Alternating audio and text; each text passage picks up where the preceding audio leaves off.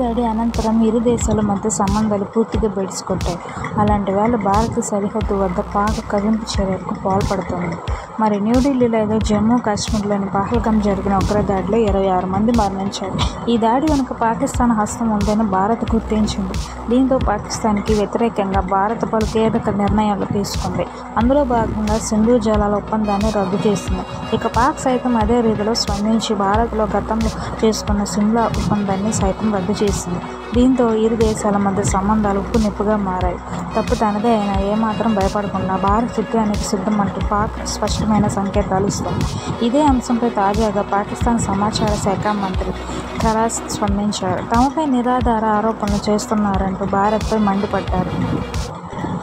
తమ జోలికి వస్తే ఎంత చూస్తామంటూ భారత్ను ఆయన హెచ్చరించారు. మరో 24 లేదా 36 గంటల్లో తమపై యుద్ధానికి భారత్ సిద్ధమవుతుందని చెప్పారు.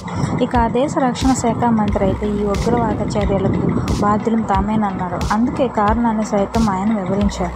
అలాంటి వేళ ఏమాత్రం ఏ దేశం వెనక్కి తగ్గకుండా భారత్పై కవ్వింపు చర్యలకు దిగుతోంది.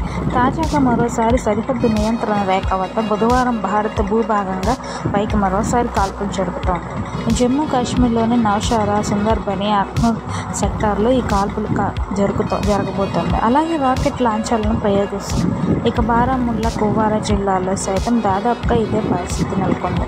గత 5 రోజులుగా పాక్ ఇదే తీరుతో భారత్ సరిహద్దులపై కాల్పులకు దిగుతోంది. ఇప్పటికప్పుడు భారత్ తిప్పుకొడుతున్న సంగతి తెలిసిందే. మరోవైపు భారత సైన్యానికి పూర్తి స్వేచ్ఛిస్తున్నట్లు ప్రధాని మోడీ ప్రకటించారు. ఈ నేపథ్యంలో పాక్ కవ్వింపు చర్యలకు ఫుల్ స్టాప్ పెట్టేందుకు భారత్ ఒక అడుగు ముందుకు వేసిన ఆశ్చర్యపోనక్కర్లేదు.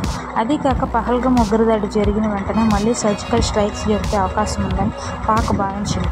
దీంతో పాక్ ఆక్రమిత కాశ్మీర్లోని ఉగ్రమూకలను సురక్షిత ప్రాంతాలకు తరలించిన విషయం విదితమే. కానీ పాక్ ఎటువంటి కవ్వింపు చర్యలకు పాల్పడిన భారత్ మాత్రం సమయం పాటిస్తూ వస్తుంది.